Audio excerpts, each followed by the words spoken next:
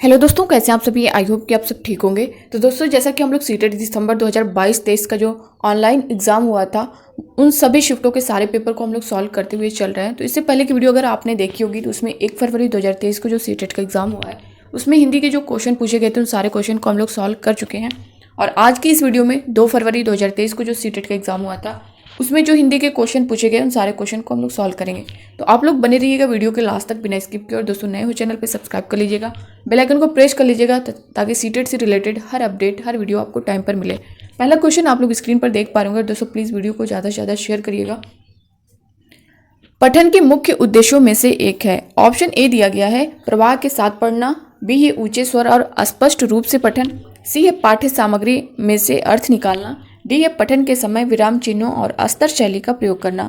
पठन के मुख्य उद्देश्यों में से एक पूछा गया है, तो प्रवाह के साथ पढ़ना ये नहीं होगा, ऊंची स्वर और स्पष्ट रूप से पठन ये भी नहीं होगा, पाठ्य सामग्री में से अर्थ निकालना। ऑप्शन सी दोस्तों जो है ये करेक्ट आंसर होगा। पठन की बात करें हम लोग, अगर पठन का अर्थ होता है कि लिखी हुई सामग्री को पढ़ते हुए उसका अर्थ ग्रहण करना, तो इसका जो करेक्ट आंसर होगा वो यही होगा, सी वाला, पाठ्य सामग्री में से अर्थ निकालना। ठीक है, नेक्स्ट क्वेश्चन हम लोग देखेंगे। सार्वभौमिक व्याकरण पदावली नॉम चॉम्स्की द्वारा दी गई है। सार्वभौमिक व्याकरण, ऑप्शन ए दिया गया है सभी के द्वारा अनुसरित बुनियादी व्याकरणिक सिद्धांतों का समूह है और लोगों द्वारा आसानी से पहचाना जाता है। बी दिया गया है सभी प्राकृतिक भाषाओं के लिए बुनियादी व्याकरणिक सिद्धांतों का समूह है। सी है सभी प्राकृतिक भाषाओं के लिए आधारभूत अग्रवर्ती व्याकरणिक सिद्धांतों का समूह है। डी है सार्वभौमिक रूप से माननीय कार्य अभ्यास है जिन्हें समय के साथ व्याकरण के रूप में जाना गया। तो यहाँ पे पूछा गया है सार्वभौमिक व्याकरण पदावली नाम चॉम्स्की द्वारा दी गई है। सार्वभौमिक व्याकरण जो है ये इसमें से क्या होगा, सभी के द्वारा अनुसरित बुनियादी व्याकरणिक सिद्धांतों का समूह और लोगों द्वारा आसानी से पहचाना जाता है, नहीं, सभी प्राकृतिक भाषाओं के लिए बुनियादी व्याकरणिक सिद्धांतों का समूह है। तो ऑप्शन बी जो है यही इसका करेक्ट आंसर हो जाएगा, ऑप्शन बी। ठीक है, अगला क्वेश्चन देखेंगे। भाषा अध्यापक को प्राथमिक स्तर पर पोस्टर, चित्र एवं अन्य प्रकार की पठन सामग्री को प्रदर्शन किस ऊंचाई पर करना चाहिए। ऑप्शन ए दिया गया है उन्हें सुरक्षित रखने और फटने से बचाने के लिए इस ऊंचाई पर रखना चाहिए जहां शिक्षार्थी न पहुंच सकें। बी दिया गया है इस सुविधाजनक ऊंचाई पर होने चाहिए जहां शिक्षार्थी उन्हें छू सकें और पढ़ सकें।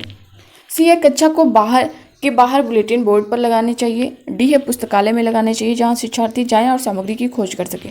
जैसे कि क्वेश्चन में दिया गया कि भाषा अध्यापक को प्राथमिक स्तर पर पोस्टर, चित्र एवं अन्य प्रकार की पठन सामग्री का प्रदर्शन किस ऊंचाई पर करना चाहिए। उन्हें सुरक्षित रखने और फटने से बचाने के लिए इस ऊंचाई पर रखना चाहिए जहाँ शिक्षार्थी न पहुँच सके। तो फिर क्या मतलब है उन सारी चीज़ों का, ये तो ऑप्शन होगा ही नहीं। बी है इस सुविधाजनक ऊंचाई पर होने चाहिए जहाँ शिक्षार्थी उन्हें छू सकें और पढ़ सकें। ये बी वाला जो ऑप्शन है दोस्तों ये जो है करेक्ट होगा। नेक्स्ट क्वेश्चन देखेंगे। बुनियादी साक्षरता एवं गणित FLN मिशन सफलतापूर्वक क्रियान्वित करने के लिए क्या महत्वपूर्ण है। ऑप्शन ए दिया गया है नियमित रूप से कक्षा परीक्षण आयोजित कर आकलन को बाल मित्रवत बनाना। सी है उन भाषाओं का प्रयोग करना जिनसे शिक्षार्थी परिचित हैं। डी है निर्देश का माध्यम बदलकर अंग्रेजी माध्यम कर देना। इसमें दिया गया है बुनियादी साक्षरता एवं गणित मिशन सफलतापूर्वक क्रियान्वित करने के लिए क्या महत्वपूर्ण है। तो पूर्व विद्यालय से ही अंग्रेजी भाषा लागू करना, नहीं। बी है नियमित रूप से कक्षा परीक्षण आयोजित कर आकलन को बाल मित्रवत करना, नहीं। सी है उन भाषाओं का प्रयोग करना जिनसे शिक्षार्थी परिचित हैं।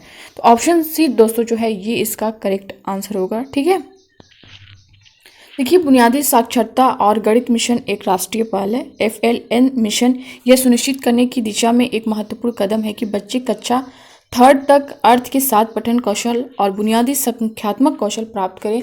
तो सी इसमें जो है करेक्ट हो जाएगा। अगला क्वेश्चन आप लोग देख पा रहे होंगे। गीतिका बिहार में रहती थी, वह अपने पिता के साथ दिल्ली आई और आपकी कक्षा में पढ़ने लगी। वह मैथिली भाषा बोलती है। आप ऑप्शन ए दिया गया है उससे सहपाठियों के साथ घुलने मिलने के लिए कहेंगे और अब तक जो काम कक्षा में हुए हैं उन्हें जानने के लिए कहेंगे। बी दिया गया है आप उससे अनौपचारिक रूप से बातचीत करेंगे, उसकी मैथिली भाषा को स्वीकृत करेंगे जिससे कि वह नई स्थिति में सहज महसूस करे। सी है आप उससे विद्यालय की माध्यम भाषा हिंदी में बात करेंगे जिससे कि वह जल्दी से जल्दी हिंदी सीख ले। डी है आप उसे हिंदी लेखन के बहुत से अभ्यास कार्य देंगे क्योंकि उसे हिंदी सीखनी है। ये तो नहीं होगा। ए दिया गया उससे सहपाठियों के साथ घुलने मिलने के लिए कहेंगे और अब तक जो काम कक्षा में उन्हें जानने के लिए कहेंगे। ये भी जो है इसका करेक्ट आंसर नहीं होगा, बी दिया गया। आप उससे अनौपचारिक रूप से बातचीत करेंगे, उसकी मैथिली भाषा को स्वीकृत करेंगे, ठीक है, जिससे कि वह नई स्थिति में सहज महसूस करे। तो ऑप्शन बी दोस्तों ये जो है सबसे बेस्ट आंसर होगा। अगला क्वेश्चन देखेंगे, निम्नलिखित में से कौन सा पोर्टफोलियो में नहीं रखा जा सकता? इसमें से जो कौन सा है जिसे पोर्टफोलियो में नहीं रखा जा सकता? ऑप्शन ए है चित्रकारी, बी है कार्यपत्रक, सी है कक्षा में हुई चर्चा और डी है फोटोग्राफ।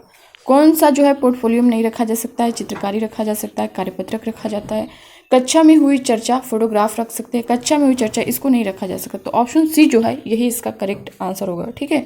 अगला क्वेश्चन देखेंगे, एक अच्छे डैश दिया गया है में सभी वाक्य मुख्य विचार बिंदु थीम को उभारने में मिलकर कार्य करते हैं। ऑप्शन ए है अनुच्छेद, बी है प्रारूप, सी दिया गया है पैराज, डी है संपादन। तो एक अच्छे अनुच्छेद में सभी वाक्य मुख्य विचार को उभारने में मिलकर कार्य करते हैं। तो ऑप्शन ए जो है इसमें करेक्ट हो जाएगा, ठीक है, ऑप्शन ए अनुच्छेद। अगला क्वेश्चन देखेंगे, पठन का कौन सा तरीका पंक्ति दर पंक्ति से संकेत देता है? ऑप्शन ए दिया गया है विस्तृत पठन, बी है सस्वर पठन, सी है गहन पठन, डी है निर्देशित पठन।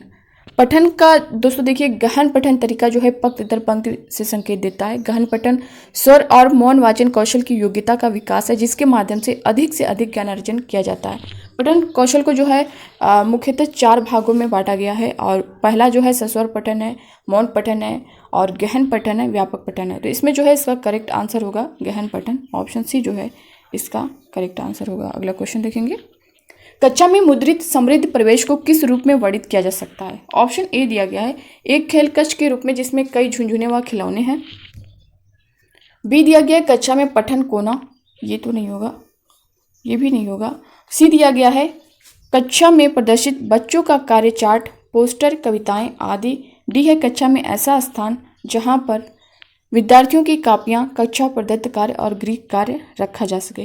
कक्षा में मुद्रित समृद्ध प्रवेश को किस रूप में वर्णित किया जा सकता है? तो इसे जो है कक्षा में प्रदर्शित बच्चों का कार्य चार्ट, पोस्टर, कविताएं आदि, ऑप्शन सी जो है इसका करेक्ट आंसर होगा। अगला क्वेश्चन आप लोग देख पा रहे होंगे, भाषा अधिगम में संदर्भ बहुत महत्वपूर्ण भूमिका निभाता है क्योंकि ये विद्यार्थियों को, ऑप्शन ए दिया गया है व्याकरणिक नियम सीखने में मदद करता है, बी है किसी शब्द विशेष का अर्थ समझने में मदद करता है, सी है पाठ्य पुस्तक के पठन में मदद करता है, डी है कविता और कल्पना परक कहानियां लिखने में मदद करता है। भाषा अधिगम में संदर्भ बहुत महत्वपूर्ण भूमिका निभाता है क्योंकि यह विद्यार्थियों को व्याकरणिक नियम सीखने में मदद करता है, नहीं किसी शब्द विशेष का अर्थ समझने में मदद करता है। ऑप्शन बी दोस्तों ये जो है इसका करेक्ट आंसर हो जाएगा। अगला क्वेश्चन देख पा रहे होंगे, भाषा के बुनियादी वर्षों में पढ़ाई का माध्यम बच्चों की मातृभाषा होनी चाहिए क्योंकि, ऑप्शन ए दिया गया ये दूसरे विषयों को समझने में मदद करता है, बी है अध्यापक के लिए बच्चों की भाषा में अवधारणाएं समझाना आसान है क्योंकि सभी अध्यापक बहुभाषी होते हैं, सी है विद्यालय में मातृभाषा में पढ़ाना महत्वपूर्ण नहीं है क्योंकि पढ़ाई के दूसरे माध्यमों पर ध्यान देना चाहिए, डी है इससे कक्षा को बहुभाषी बनाने में मदद मिलती है और विद्यार्थियों को कक्षा में प्रयोग की जा रही सभी भाषाओं में निपुणता प्राप्त करने में मदद की जा सकती है। इसका करेक्ट आंसर क्या होगा ये आपको बताना है, ठीक है। भाषा के बुनियादी वर्षों में पढ़ाई का माध्यम बच्चों की मातृभाषा होनी चाहिए क्योंकि यह दूसरे विषयों को समझने में मदद करता है। तो ऑप्शन ए जो है यही इसका करेक्ट आंसर हो जाएगा, बाकी जो है सब ठीक है। नेक्स्ट क्वेश्चन देखेंगे, निम्नलिखित में से कौन सा पद वाइगोस्की के सामाजिक सांस्कृतिक सिद्धांत से संबंधित नहीं है? वाइगोस्की से दोस्तों देखिए एक क्वेश्चन आपका बनेगा, इंपॉर्टेंट है ये टॉपिक, यहाँ से आपका एक क्वेश्चन आना ही है हिंदी में। ऑप्शन ए दिया गया है सामाजिक अंतःक्रिया, बी है मदद या फिर सहारा देना, सी है निकटस्थ विकास का क्षेत्र, डी है भाषा अर्जन उपकरण। इसमें से पूछा गया है वाइगोस्की के सामाजिक सांस्कृतिक सिद्धांत से संबंधित नहीं है, कौन सा नहीं आपको बताया। तो सामाजिक अंतःक्रिया है, मदद या फिर सहारा देना ये भी है, निकटस्थ विकास का क्षेत्र ये भी उन्हीं का है, भाषा अर्जन उपकरण ये नहीं है। तो ऑप्शन डी वाला जो है ये करेक्ट हो जाएगा, इसमें नहीं पूछा गया। अगला क्वेश्चन देखेंगे, ध्वनि ग्रामिक या फिर स्वनिम जागरूकता किससे संबंधित है? ऑप्शन ए दिया गया है ध्वनि ग्राम और चित्रग्राम के मध्य संबंध स्थापित करने की योग्यता, बी है बोले जा रहे शब्दों में स्वनिम को पहचानने और प्रयोग करने की योग्यता, सी है सटीकता और प्रवाह के साथ शब्दों को पढ़ना, डी है सही वर्तनी के साथ लिखना। ध्वनि ग्रामिक स्वनिम जागरूकता किससे संबंधित है? तो ये जो है ध्वनिग्राम और चित्रग्राम के मध्य संबंध स्थापित करने की योग्यता। ऑप्शन ए जो है यही इसका करेक्ट आंसर होगा।